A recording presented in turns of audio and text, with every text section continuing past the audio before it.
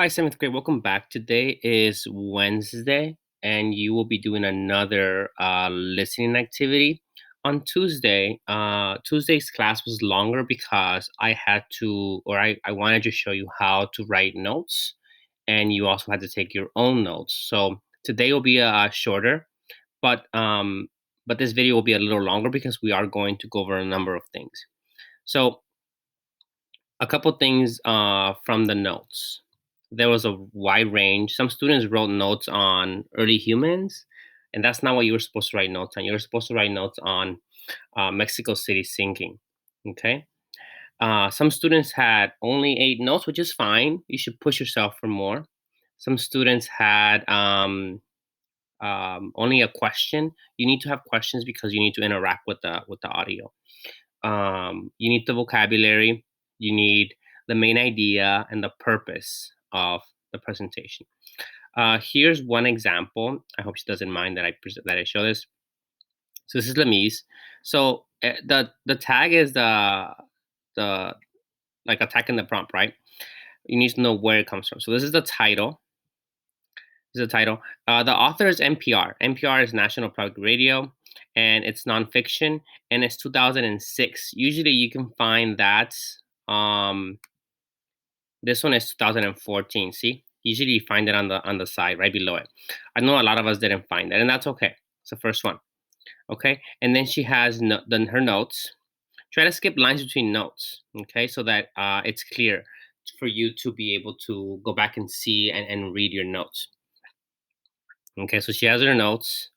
There's a lot of students that did a really good job. Ernesto did an amazing job. So, um, good job. So she has the main idea as well here. Some students thought the main idea is why this was made. The main idea is what is the big idea of the presentation, and it's that Mexico is sinking for a number of different reasons. One, it could be you could have talked about the fact that it was built on marshy ground, or that people are pumping water out of it. Okay. The purpose was to inform the listener of the issues facing Mexico. Here she has um, here she has her questions, and for some of them she left them blank for the answers, and that's okay as long as you are thinking about this.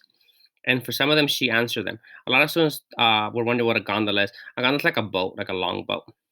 And then she has her vocabulary here. So this is what I want you to do. Okay, you should be doing at least 8.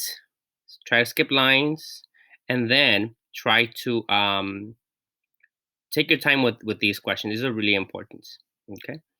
Okay, let's look at some data from the exit ticket from yesterday. So each homeroom has an exit ticket. So UCS, and they're all the same. UCSC, 28 students took it, UCLA 25, and UCD 28. So there's a number of students not taking it. If you get a 6, it's an M plus. A 4 is an M. I'm sorry, a 5. A 5 is an M. A 4 is an S plus. A 3 is an S, and this will be N's. Okay. So you can get an M plus on these. So let's go over the results. What is the main idea of the story?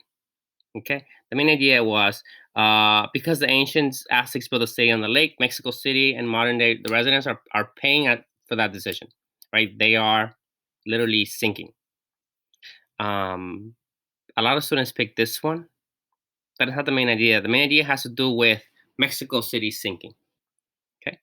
What motivated the Aztecs to settle on the lake? This is a lot of students got this question right because it came from the unit, right?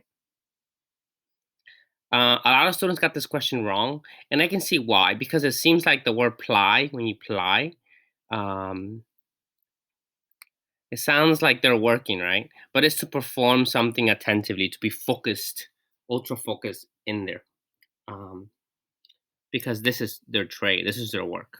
So they're practicing their work. So you can't trade, you can't work, right? So trade means their work.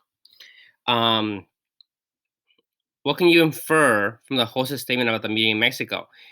The world.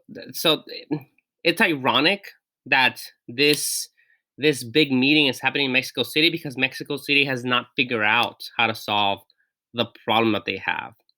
And what is the purpose? To inform the listener. Most of these have to do within informing people, unless they're trying to persuade you. Okay. Which of the following? So, which of these supports your answer here? Okay. All that remains of the lake. So this is the correct answer. So if you got this question right, you should have probably gotten the question right. So this is the evidence that supports your answer for this one, and you will get questions like that. So that's your exit ticket. You have another one on Wednesday, and then Thursday um, you'll have another one, and then you'll have to probably do another one for your quiz on Friday. But if you're not doing these, you're not getting the exposure. You're not getting the you're not getting the practice, and that's gonna be tough. Okay. So today's presentation, I'm gonna play it on here as well, is on popcorn, Aztec ancient snack. So it is pretty short, it's less than 3 minutes long, but you should still be taking notes. You should still be asking questions. You should still be focusing on vocabulary. What is the big idea, and what is the purpose of this? Okay, I won't talk over this so that you can listen to it attentively. Okay.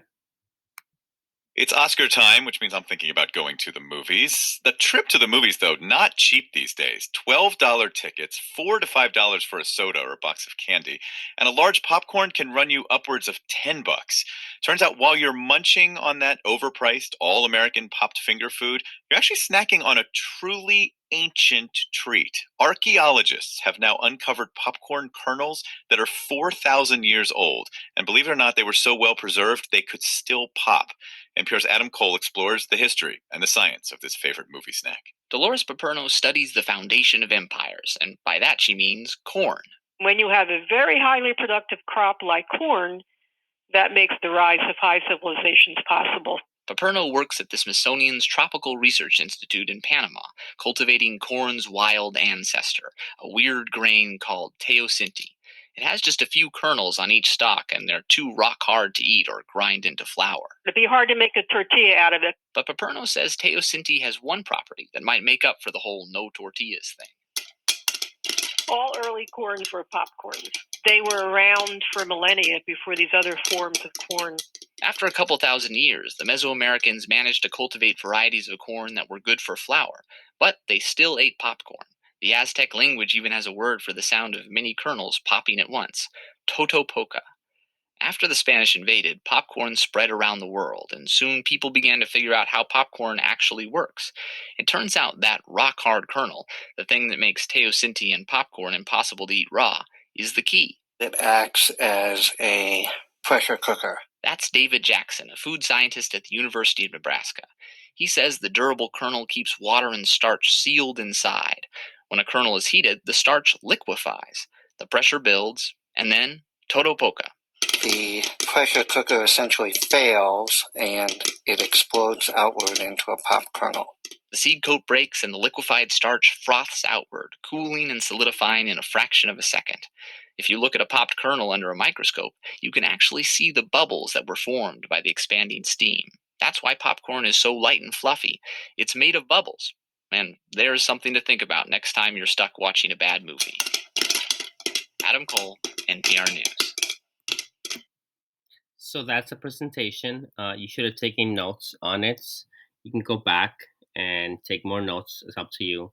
But you need at least 8. I showed you guys an example of the listening notes that students did.